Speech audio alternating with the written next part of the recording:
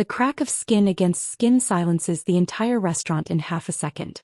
Damon Reyes's head snaps sideways, jaw absorbing the full force of the blow, his wine glass tipping and shattering against the marble floor. For one suspended moment, nobody in the room breathes. His two men are on their feet instantly, hands moving toward their jackets, ready to grab the woman standing over their boss with her palms still raised. "Don't," Damon says, voice low, one hand lifting sharply to stop them mid-motion.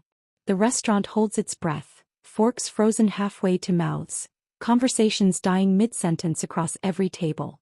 Damon turns his face back toward her slowly, jaw already reddening, eyes locking onto hers with an intensity that makes most people in this city look away immediately. Lily Turner doesn't look away. Her hand is still trembling from the strike, adrenaline crashing through her body so hard she can barely feel her own fingers. "Do you have any idea," Damon says, voice deceptively calm, "what I could do to you right now?" "Yes," Lily says, though her voice shakes violently. "I know exactly what you could do to me. And you did it anyway." "I did it anyway." Damon studies her, something shifting behind his controlled expression. Not fury exactly, but a kind of sharp, dangerous curiosity that makes his men exchange uneasy glances. "Sit," he says finally, gesturing toward the empty chair across from him. "Excuse me." "Sit down," he repeats. "You clearly came here for a reason worth risking your life over." "I want to hear it." Lily's legs feel unsteady, but she lowers herself into the chair anyway, spine rigid, chin lifted despite the tremor still running through her hands. The restaurant slowly resumes its low murmur around them, though every eye in the room stays fixed on their table, waiting to see how this ends. "My name is Lily Turner," she says, voice steadier now, fueled by something that feels like the last of her courage. "I work 3 tables over. I've served your table twice this month without you ever once looking at me." "I remember faces," Damon says. "I don't remember yours." "That's the point," Lily says, bitterness sharpening her voice. "People like me are invisible to people like you. Until we're not." Damon's jaw tightens, the red mark from her hand still visible against his skin. "Why did you slap me?" he asks directly.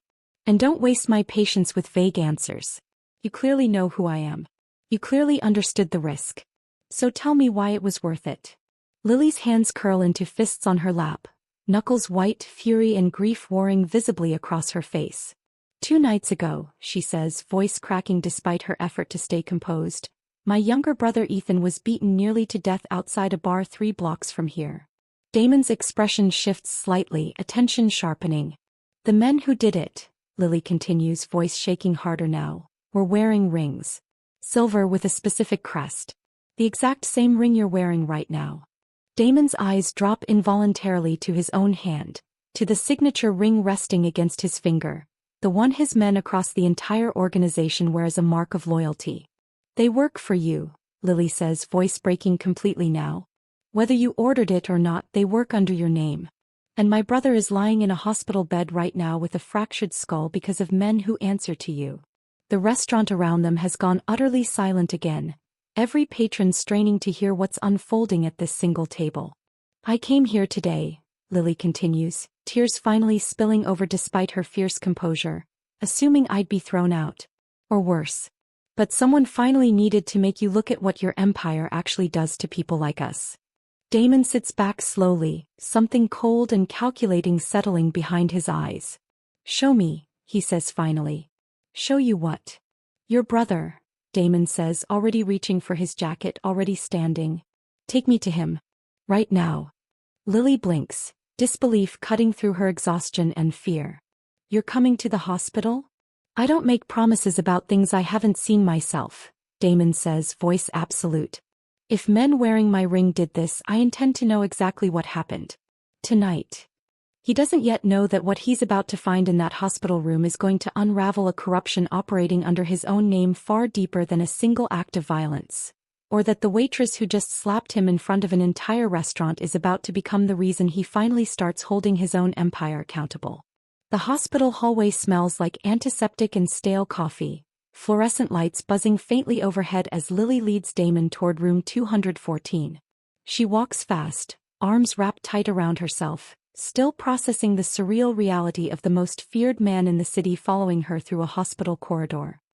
He's 22, she says quietly, breaking the tense silence between them. Ethan. He's studying to become a paramedic. He wants to help people, which feels like the cruelest irony given what happened to him. Damon says nothing, jaw tight, eyes forward, absorbing every detail she offers. Our parents died when I was 19, Lily continues, voice softening with old grief. Car accident. I've been raising Ethan alone since then. He's not just my brother. He's basically my son at this point. They stop outside room 214, and Lily's hand trembles slightly against the door handle. He looks bad, she warns, voice cracking. I need you to be prepared for that. Damon nods once, expression unreadable, and follows her inside. Ethan lies in the hospital bed, face swollen almost beyond recognition, one eye completely shut, and 4-line taped carefully to his bruised arm, monitors beeping steadily beside him. Damon's jaw clenches hard, a vein pulsing sharply at his temple. Lily. Ethan's voice comes out slurred, weak, barely audible through split, swollen lips. I'm here, Lily says, rushing to his bedside, gripping his uninjured hand gently. I'm here, Ethan. I'm right here. Who's that? Ethan whispers, eyes flickering toward Damon standing rigid near the doorway. Someone who's going to make this right, Lily says, though uncertainty flickers behind her exhausted eyes as she says it. Damon steps closer, careful, deliberate, taking in every detail of Ethan's injuries with the calculated attention of a man who's seen violence before but rarely from this particular angle. Can you tell me what happened? Damon asks, voice gentler than anyone in that restaurant would have believed him capable of. Ethan's working eye shifts toward him, fear flickering despite his obvious exhaustion. 3 men. Outside Murphy's bar. I didn't even know them. Did they say anything? Damon pressed. Before, during, after? Ethan's breath catches, pain evident even in the small movement. One of them said it was a message. Said I'd understand eventually why I deserved it. Damon's fists clench at his sides. A message about what?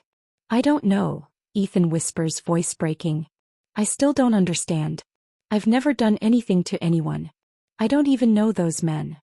Lily's grip tightens on her brother's hand, tears spilling freely now.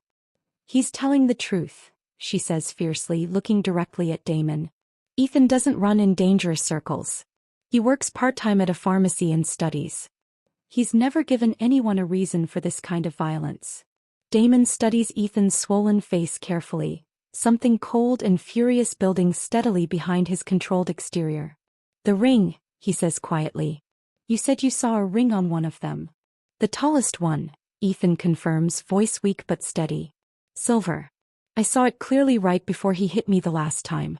I remember thinking how strange it was, that something so small could be the last clear thing I saw before everything went dark. Damon's jaw tightens further, memory already cross-referencing the description against faces within his organization. I need you to describe him, Damon says. Everything you remember. Height, build, anything distinctive.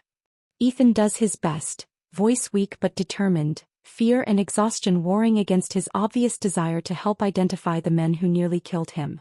Lily watches the exchange with cautious, guarded hope, still processing the fact that the man she slapped in public 2 hours ago is now sitting beside her brother's hospital bed, taking careful notes on his phone. Why are you actually doing this? She asks quietly, once Ethan drifts into exhausted sleep. You could have had your men grab me the second I hit you. Instead you're here in a hospital room asking questions like you actually care about the answers. Damon's expression shifts, something raw briefly crossing his usually composed features. Because if men are using my name to hurt innocent people without my knowledge, he says quietly, that's not just a crime against your brother. That's a betrayal of everything I've spent 15 years building.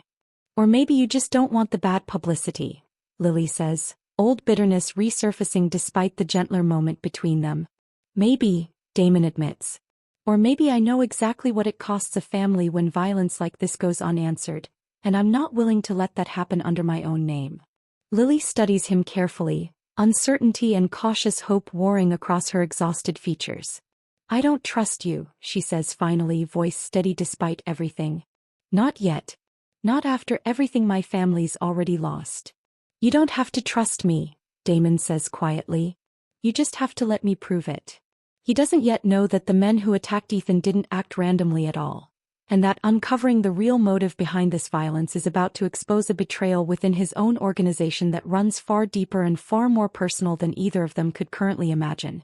Damon doesn't sleep that night. He sits in his private office, surrounded by personnel files, cross-referencing Ethan's physical description against every man within his organization who might match.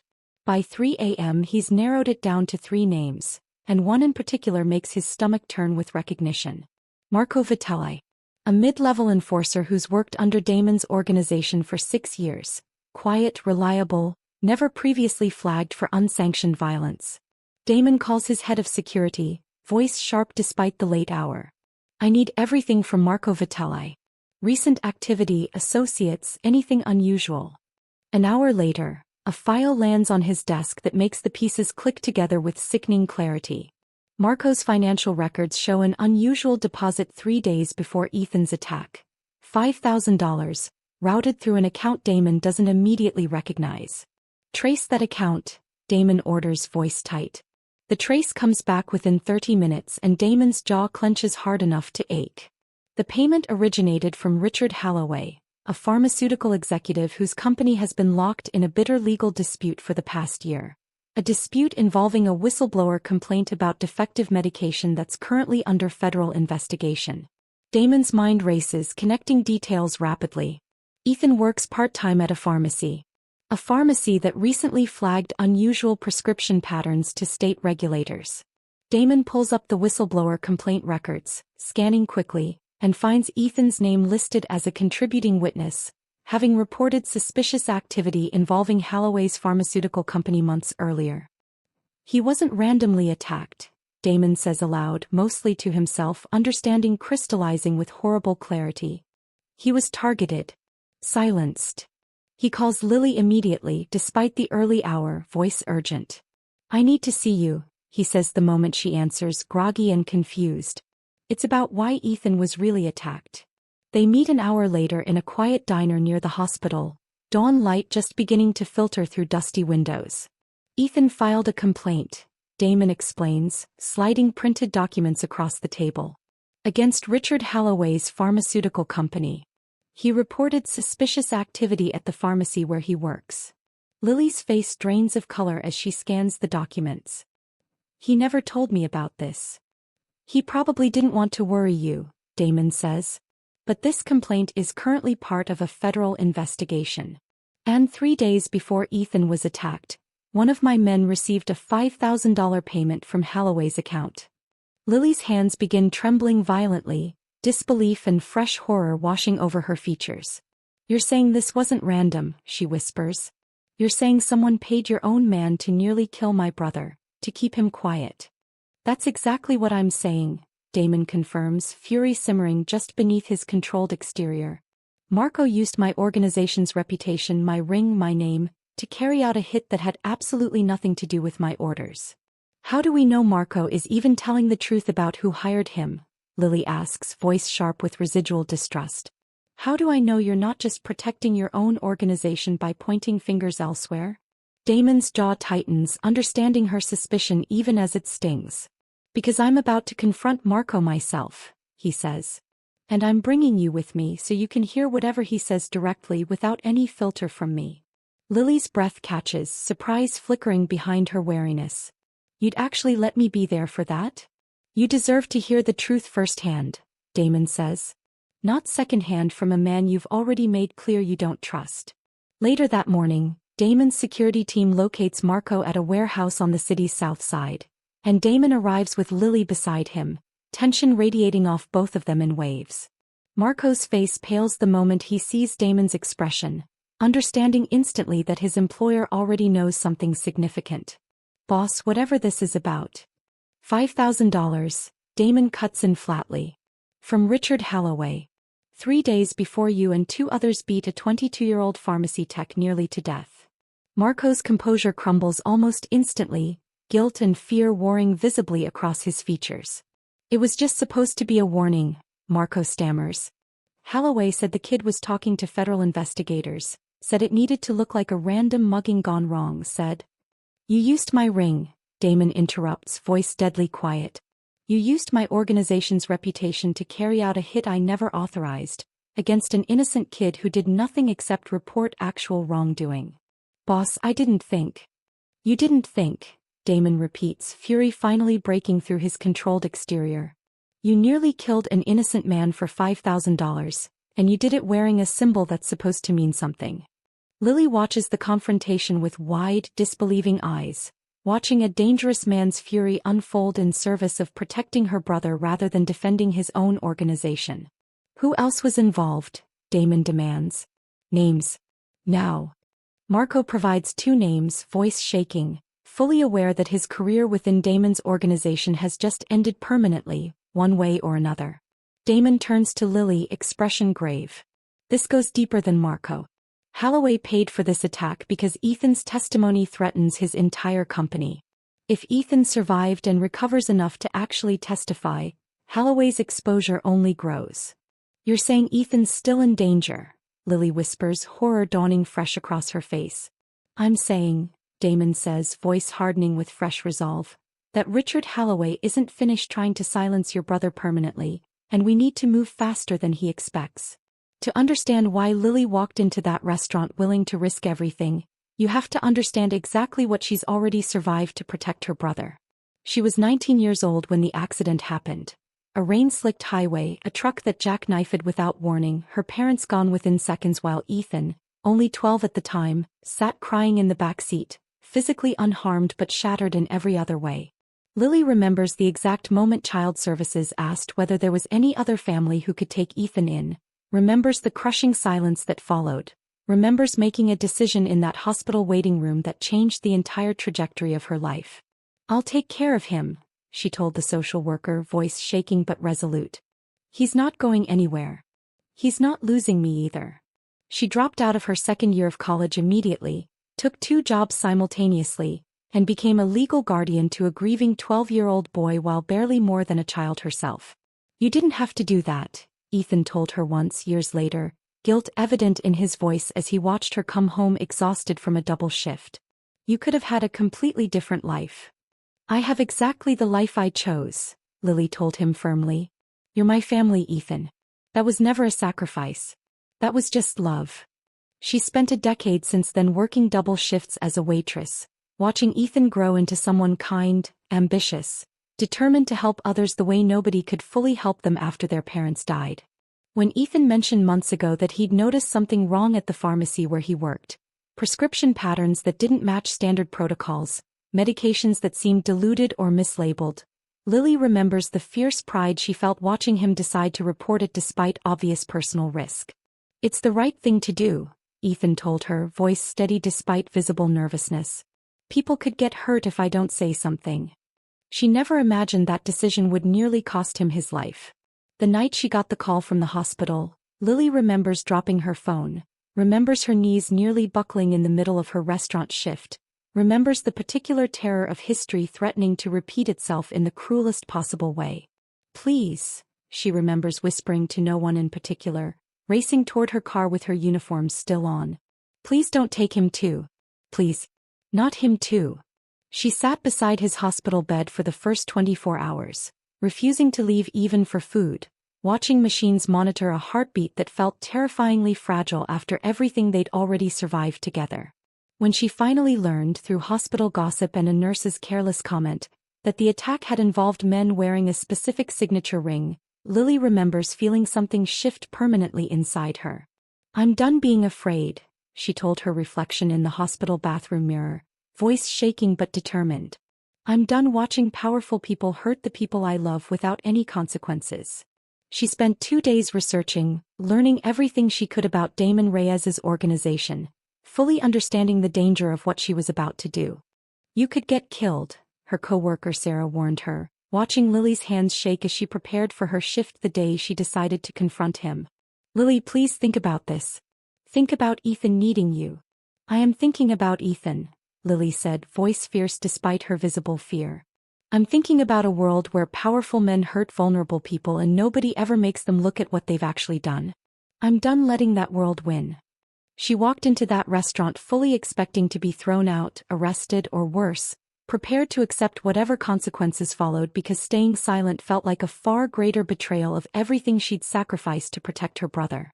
Damon listens to this entire history now, sitting across from her in the quiet diner, understanding settling heavy and uncomfortable in his chest. "You've spent a decade sacrificing everything for him," he says quietly.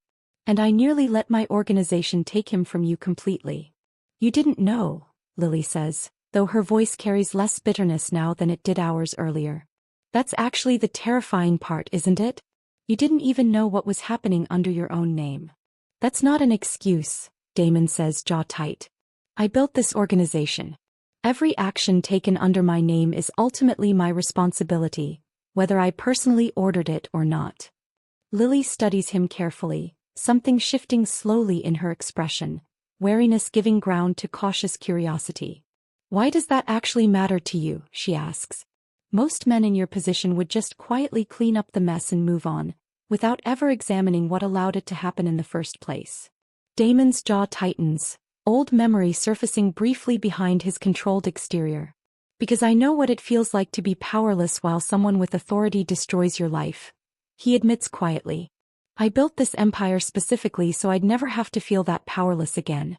Finding out my own organization is capable of the exact kind of cruelty I swore to protect against."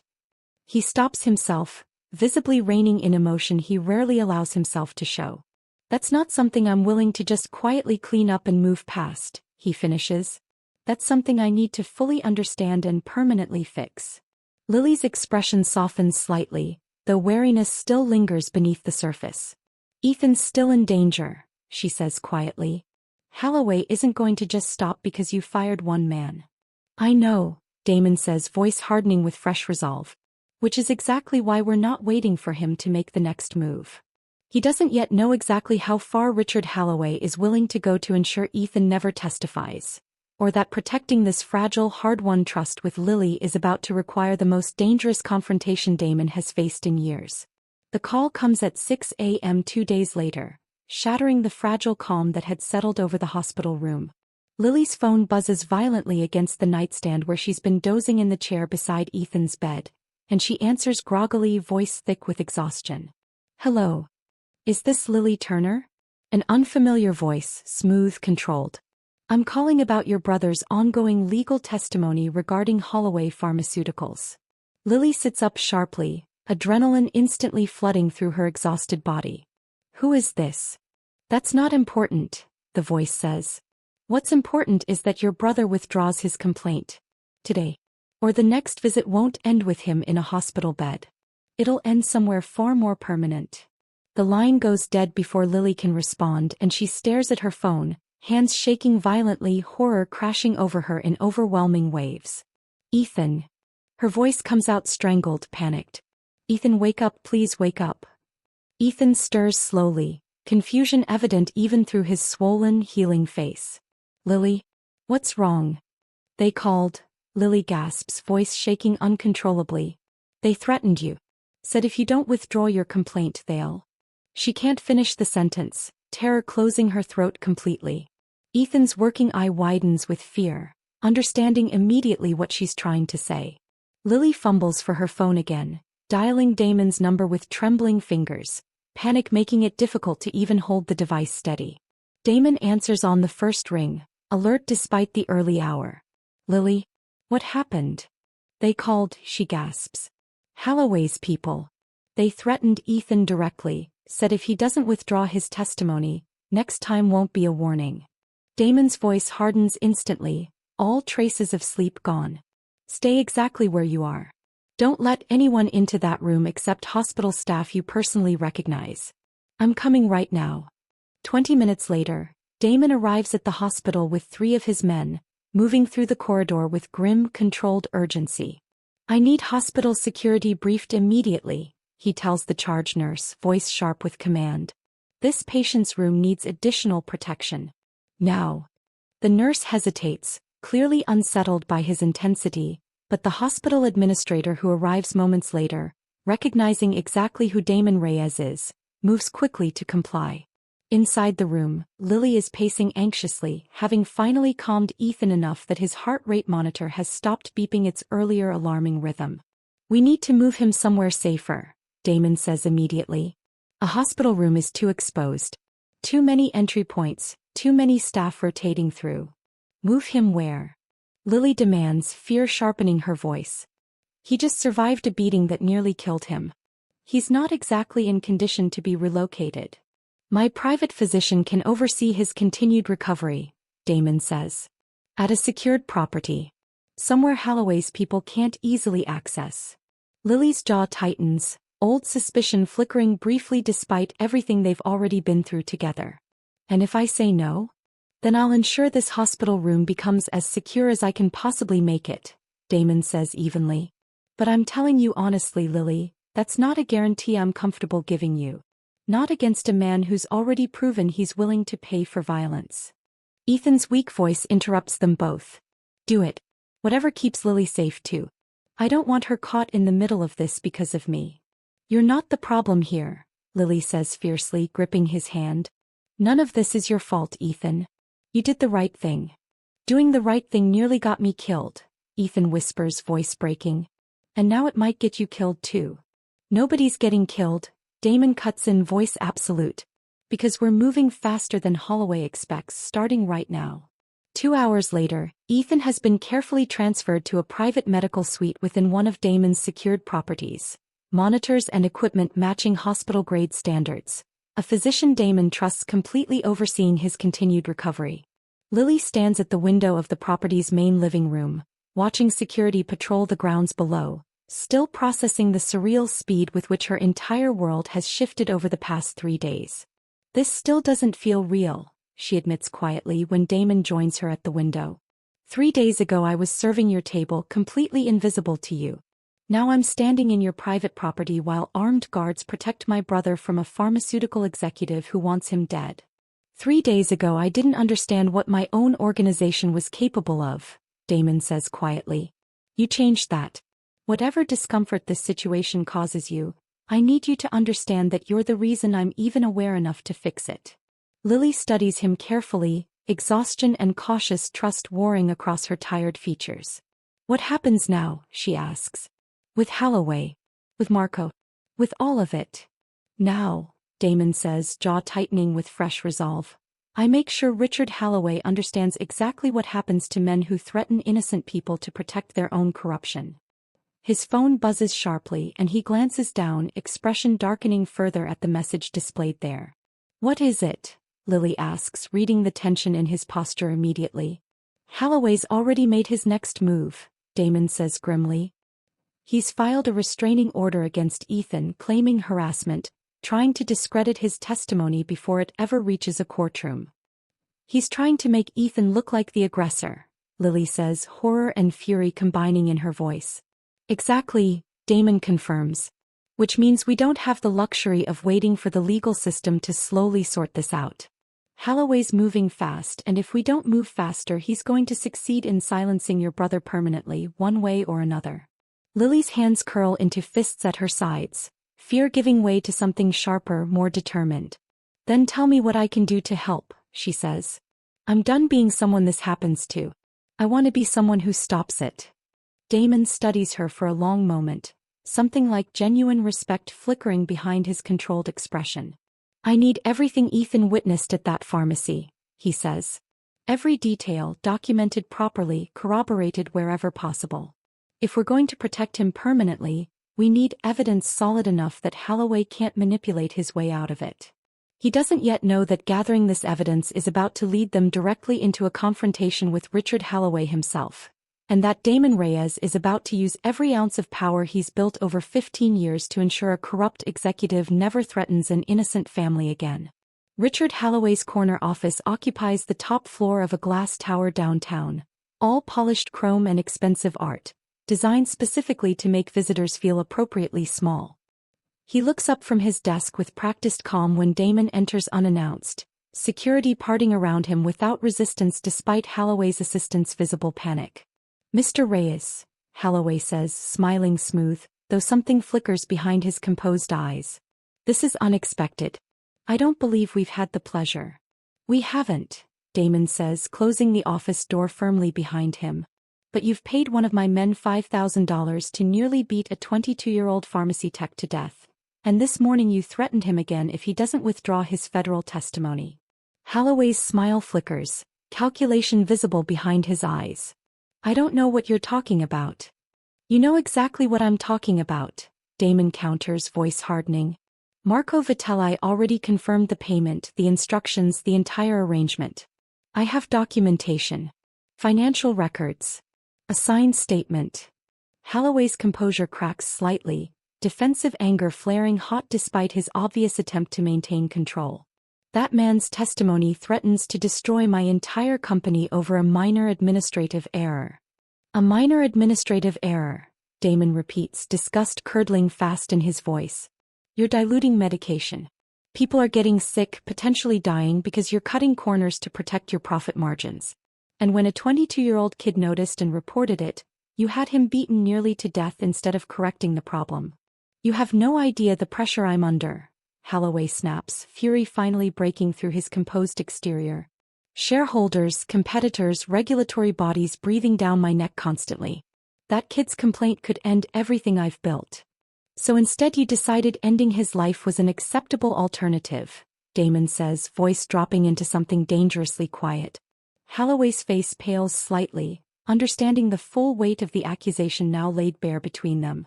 What do you want? He says finally, voice tight. I want the restraining order withdrawn immediately, Damon says. I want you to publicly retract every accusation made against Ethan Turner. And I want full cooperation with federal investigators regarding your pharmaceutical company's practices. You're asking me to destroy my own company, Holloway says, disbelief and desperation warring across his expression. I'm asking you to face consequences for your own corruption, Damon corrects. The alternative is I make sure every piece of evidence Marco provided, along with today's threatening phone call recording, reaches every regulatory body and news outlet in this state simultaneously. You can't prove that call came from me, Holloway says, though his voice lacks conviction. I don't need to prove it came from you directly, Damon says. I just need to prove it originated from a number registered to your company's private security firm, which my people traced within an hour of Lily calling me this morning. Holloway's hands curl into fists on his desk, fury and desperation colliding visibly across his expression. You'd really destroy everything I've built over this, he says. Over one kid's complaint about administrative paperwork. I'd destroy everything you've built because you tried to murder someone to protect corruption that's actively hurting people, Damon says, voice absolute. That's not administrative paperwork, Holloway. That's exactly the kind of cruelty I've spent 15 years learning to recognize, because I watched powerful people get away with it my entire childhood. Something in Damon's voice finally breaks through Holloway's calculated composure. Fine, Holloway says, voice tight with barely restrained fury. I'll withdraw the restraining order. I'll cooperate with the investigation. Today, Damon says. Written confirmation within the hour, or this conversation ends very differently. Holloway nods sharply, defeated, already reaching for his phone to begin unraveling an empire built on corruption he clearly never expected anyone powerful enough to actually challenge. Back at the secured property, Lily sits beside Ethan's bed, watching him sleep peacefully for the first time since the attack. When Damon finally returns, exhaustion and grim satisfaction evident in his expression. It's done, he says quietly. Holloway's withdrawing the restraining order. He's cooperating with federal investigators. Your brother's testimony is safe and so is he. Lily's hands press to her mouth, disbelief and overwhelming relief crashing over her all at once. How, she whispers. How did you make him agree to that? I made sure he understood exactly what continuing to threaten your family would cost him, Damon says simply. Legally, publicly and otherwise. Lily's composure finally cracks completely, tears spilling freely, relief so total it looks almost like pain. He's really safe, she whispers over and over. Ethan's really truly safe. He's safe, Damon confirms, voice gentle now, all earlier hardness melted away.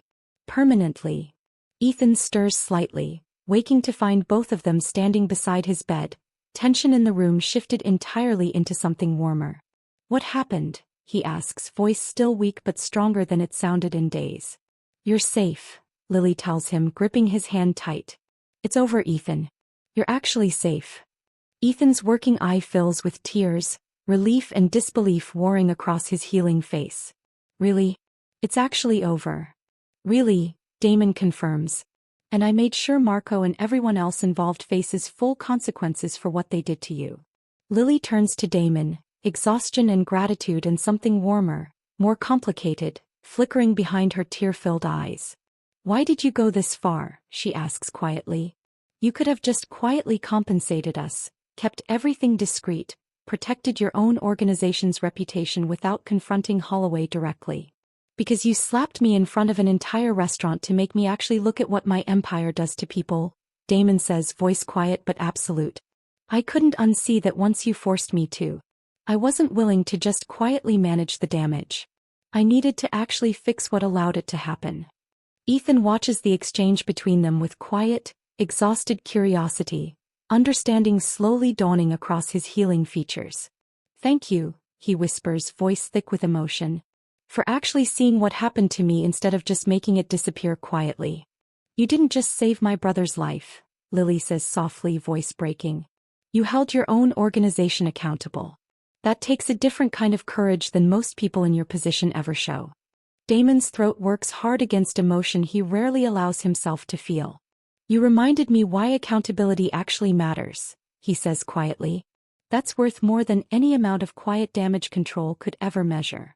3 weeks later, Ethan sits upright in the secured property's sunlit recovery room, color returned to his healing face, bruises fading into faint yellow-green shadows that no longer make Lily's breath catch every time she looks at him.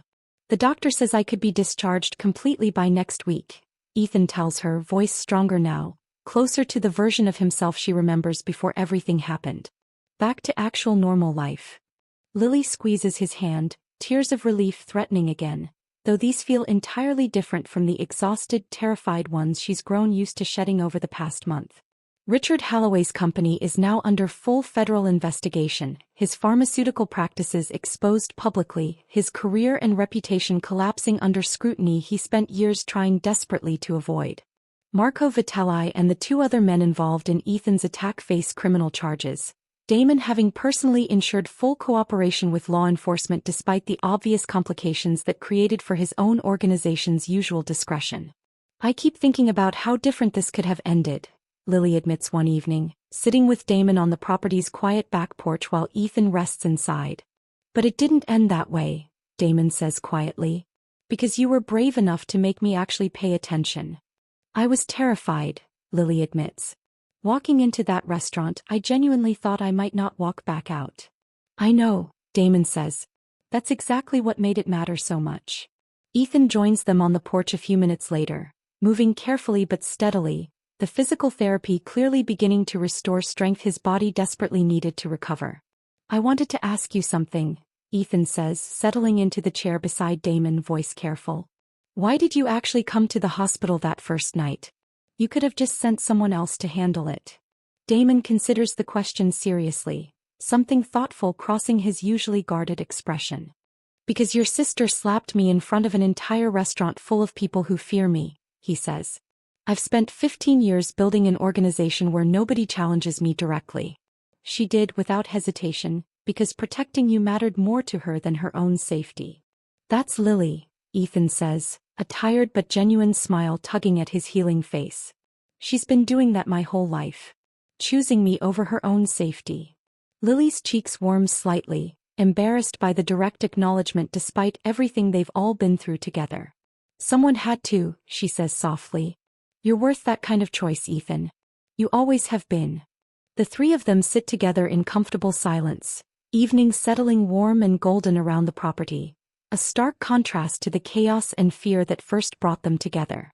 I've been thinking, Damon says eventually, breaking the silence, about how this whole situation started. About what it revealed regarding my own organization.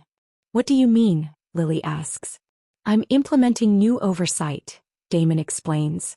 Regular audits, accountability measures, ways to catch exactly this kind of corruption before it nearly costs someone their life again. That's a significant change, Lily says, studying him carefully. You're the reason for it, Damon says simply. I needed someone brave enough to force me to actually look at what I'd allowed to happen under my own name. Ethan watches the exchange between them with quiet, growing understanding, noticing something shifting in the space between his sister and the man who saved both their lives. You two should probably talk about whatever's happening here, Ethan says, a knowing smile tugging at his healing face despite his exhaustion. I'm going to go rest. Loudly. In another room. Lily's cheeks flush deeper as her brother makes his way carefully back inside, leaving her alone with Damon in the warm evening quiet. He's not wrong to notice something, Damon says quietly once they're alone. Is he? Lily's breath catches slightly, cautious hope flickering behind her exhausted but steady expression. I still don't fully trust easily, she admits. Not after everything my family's survived. I'm not asking for easy trust, Damon says. I'm asking for the chance to keep earning it, the same way I have been for the past 3 weeks. Lily studies him carefully, something warming slowly behind her careful composure. Okay, she says softly. Keep earning it then. Damon's hand finds hers on the porch railing, tentative but certain, and for the first time since this entire ordeal began, the space between them feels less like danger and more like something quietly, cautiously becoming real. 6 months later, Ethan walks across a small stage in his paramedic certification ceremony, the faint scar above his eyebrow the only remaining visible trace of what nearly ended his life entirely. Lily watches from the audience, tears streaming freely, pride overwhelming every other emotion as her brother accepts his certificate with a genuine, unguarded smile. Damon sits beside her, having quietly rearranged an entire week of business obligations to be present for this moment, something the old version of himself would never have considered worth the disruption. He did it, Lily whispers, gripping Damon's hand tight. Despite everything, he actually did it. He always would have, Damon says quietly. You just made sure he survived long enough to get there. After the ceremony, the three of them celebrate at a small restaurant, nothing like the upscale establishment where this entire story began, filled instead with easy laughter and the particular warmth of people who've survived something difficult together. Damon's organization has changed significantly over the past 6 months. Regular audits and accountability measures now standard practice. Several other instances of unauthorized violence caught and corrected before escalating into anything resembling what happened to Ethan. We found 2 more situations like this, Damon told Lily recently, voice heavy with the weight of what those discoveries revealed. Men using my name for personal grievances that had nothing to do with legitimate business.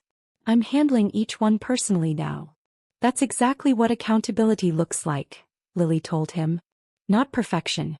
Just actually paying attention and fixing what you find. Richard Holloway's pharmaceutical company collapsed entirely under federal investigation. Criminal charges eventually filed for both the corruption and the attempted cover-up. A small but meaningful measure of justice finally delivered. Marco Vitelli, along with his accomplices, received significant prison sentences, Damon having ensured full cooperation with prosecutors despite the complications that created for his organization's usual code of silence. Tonight, back at the property that first became their sanctuary, Damon finds Lily on the same back porch where their relationship first began, quietly shifting into something deeper. I have something for you, he says. Lily turns curious. Another surprise. I thought we agreed you'd stop doing that.